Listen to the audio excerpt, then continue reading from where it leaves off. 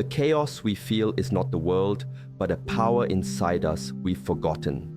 This isn't just a meditation, it's a remembrance of how to become a magnet for the peace, healing, and love that is already yours. The final minutes contain the secret to unlocking this field permanently. Don't just listen, transform with us until the very end. Emptying vessel. We begin our practice today with a very simple yet very profound image. Imagine you are holding a cup in your hands. This cup represents your mind, your heart, your entire inner world. For many of us, this cup is already full.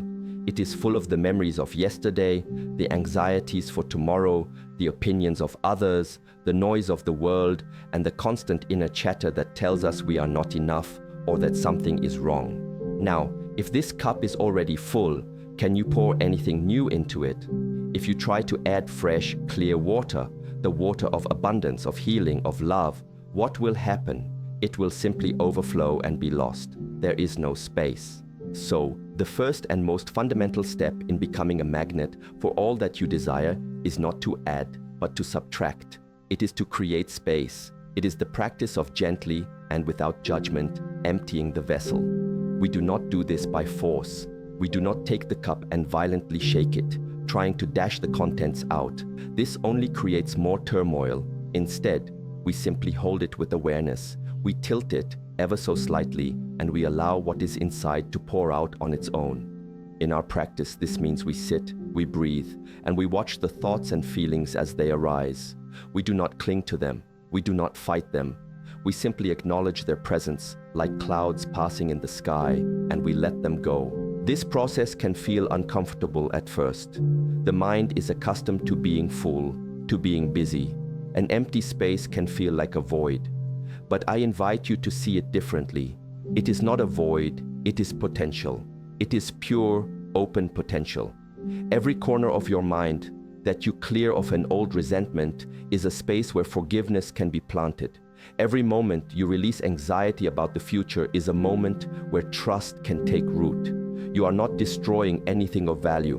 You are simply clearing away the debris that has gathered over time, obscuring the true, pristine nature of the vessel itself. This is the foundation. Without this empty, receptive space, anything we try to build will be built on unstable ground.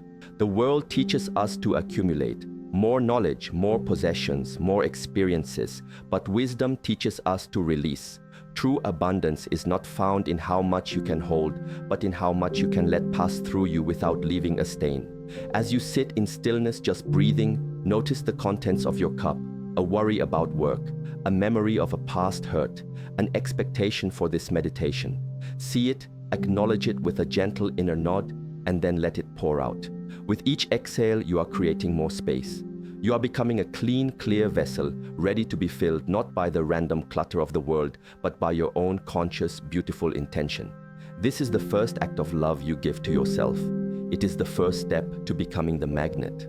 Cultivating soil. Now that we have created this space, this beautiful emptiness within our vessel, the next question arises: what do we do with it?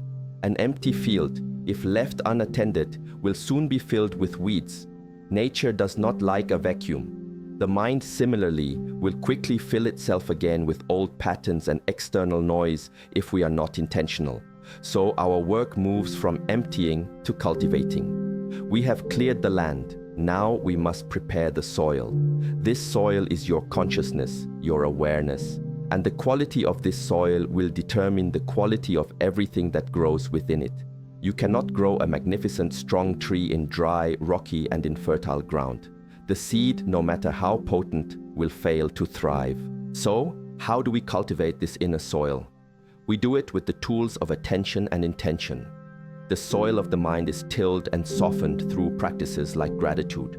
When you consciously bring to mind the things you are thankful for, the air you breathe, the warmth of the sun, a kind word from a stranger, you are breaking up the hard, compacted earth of negativity and cynicism. You are aerating your consciousness, making it light and receptive. Each moment of genuine gratitude is like adding rich, life-giving compost to the soil, enriching it with the nutrients necessary for beautiful things to grow. It is a simple practice, but its power to transform the entire landscape of your inner world is immeasurable. Then we must remove the stones. The stones are our limiting beliefs. These are the hard, stubborn obstacles that lie just beneath the surface. Beliefs like, I am not worthy of love, abundance is for other people, healing is impossible for me. We often don't even see them, but they are there, blocking the roots of our intentions from growing deep. The practice here is one of gentle, honest self-inquiry. When a negative thought pattern arises, we do not simply push it away. We look at it. We ask, is this truly true? Where did this belief come from? Like a patient farmer, we gently dig around the stone, understand its shape and size, and then we lift it out and set it aside. We are not fighting ourselves. We are clearing the path for our own growth. With the soil tilled by gratitude and cleared of stones, it is now ready for the seeds. The seeds are your intentions. For our practice today, abundance, healing, and love. You plant these seeds not with desperate wanting, but with quiet, trusting clarity. You hold the intention in your awareness as a possibility, a reality that is already unfolding. You feel the feeling of what it is like to be healed. You feel the warmth of love, both given and received. You feel the ease and flow of true abundance, which is not just money, but health, time, and peace. You are not forcing these things to grow. You are simply creating the perfect, most fertile conditions within yourself for them to blossom naturally. This is the work. It is quiet, internal, and it is the most powerful creative act you can perform. Magnetic stillness. We have emptied our vessel and cultivated our inner soil. Now we arrive at the very heart of this practice, the principle that gives the magnet its power, stillness. In our modern world, we are taught that to achieve something, to attract something, we must be in constant motion. We must hustle, strive, chase, and grasp. The energy is active, forceful, and often exhausting. It comes from a belief that what we seek is out there, separate from us, and we must run to catch it. But the masters of old and the laws of nature teach us a different way. They teach us the profound attractive power that is found not in frantic action, but in profound stillness. Consider a great mountain. It does not move. It does not chase the clouds or demand the rain. It simply is. And yet, by its very presence, its sheer silent stillness, it draws everything to it. It creates its own weather systems. It attracts clouds, which bring the rain that nourishes the forests on its slopes. It draws animals to its shelter and humans to its beauty and wisdom. Its power is not in doing, but in being. The mountain is a magnet because it is utterly and completely itself, unmoving and centered in its own being. This is the quality we seek to cultivate within ourselves. The magnet does not run after the iron filings. It rests in its own nature, and its inherent field does the work. This stillness is not an empty, dead, or passive state. It is the most alive state you can be in. It is a stillness born of perfect balance and alignment. When your mind is no longer pulled in 1,000 directions by anxieties and desires, when your heart is no longer turbulent with unresolved emotions, you settle into a state of deep inner quiet. In this quiet, your own energy field, your very presence, begins to harmonize. It becomes coherent, strong, and clear. It is this coherent field that acts as the magnet. The universe, in its essence, is an intelligent and responsive field of energy.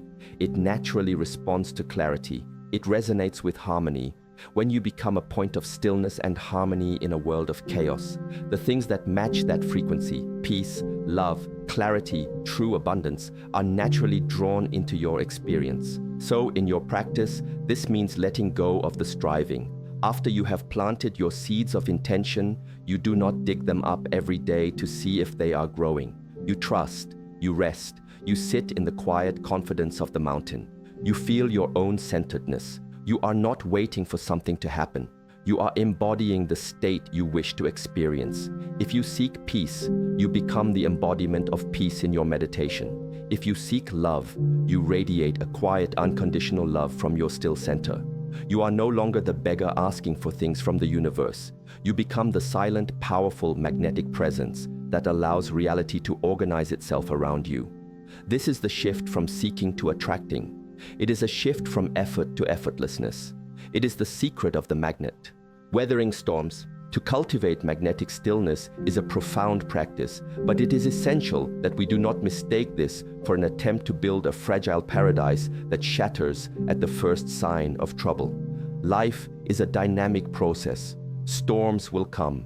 The winds of change will blow, sometimes gently, sometimes with great force. There will be seasons of drought and seasons of flood. A philosophy that is only useful on a calm, sunny day is not a philosophy for a human being.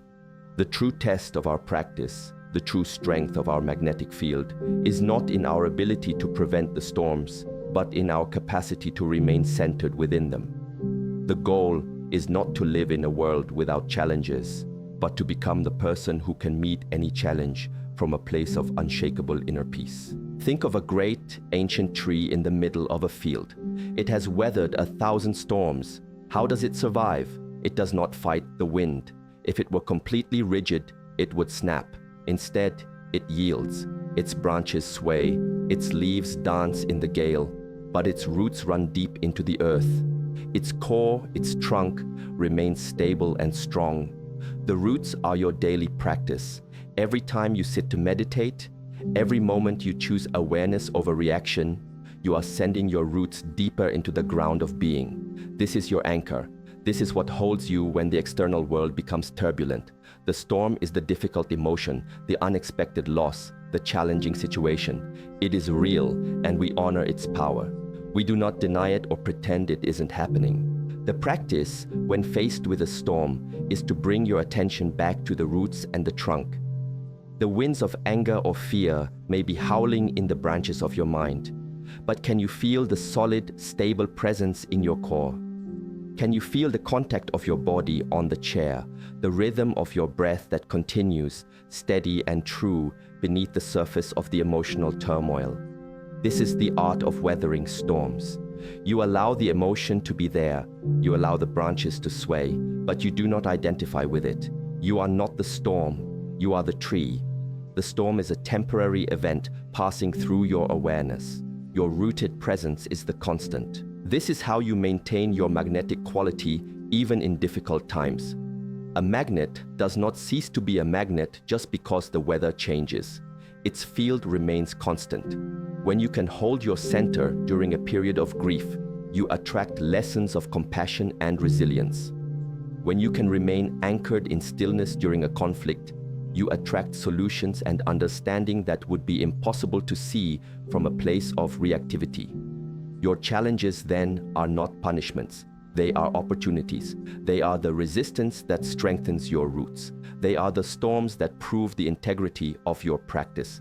Do not be afraid of them. Learn to be the tree, flexible in the branches, but unshakably rooted in the deep, quiet earth of your own being. Receiving gracefully, as you continue this practice of emptying, cultivating, and remaining still, something remarkable will begin to happen.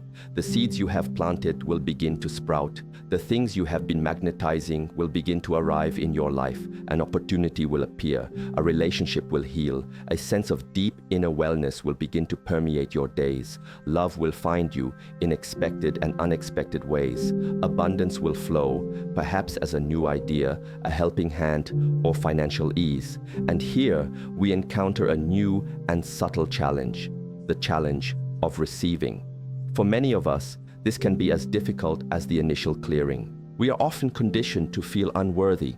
When something good comes to us, a voice inside may say, "This is too good to be true," or "I don't deserve this." This is a form of closing down. It is like holding out a cup to ask for rain, and then when the rain comes, turning the cup upside down. The practice here is to meet the gifts of the universe with an open and accepting heart. It is to say a simple, quiet, and profound thank you. It is to acknowledge that you are worthy of goodness, not because of something you have done, but because it is your inherent nature to be in harmony with the flow of well-being. Receiving is a skill. It requires humility and a sense of self-worth. It is the graceful acceptance of what you have asked for.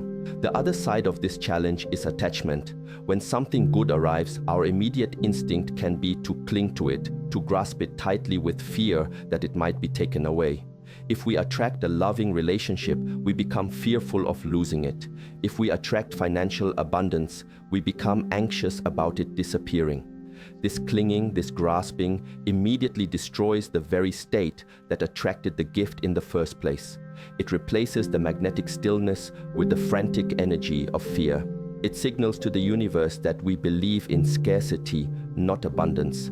The gift becomes a source of anxiety rather than joy. True receiving is like holding water in cupped hands. You must hold it gently. If you squeeze, it slips through your fingers and is lost. The practice of graceful receiving, therefore, is one of open-handedness and non-attachment. You welcome the gift, you honor it, you are deeply grateful for it, you enjoy it fully. But your ultimate security does not come from the gift itself. Your security comes from your connection to the source within you that attracted it. You know that even if this particular form of abundance or love were to change or depart, you remain the magnet. You retain the power to cultivate and attract what you need.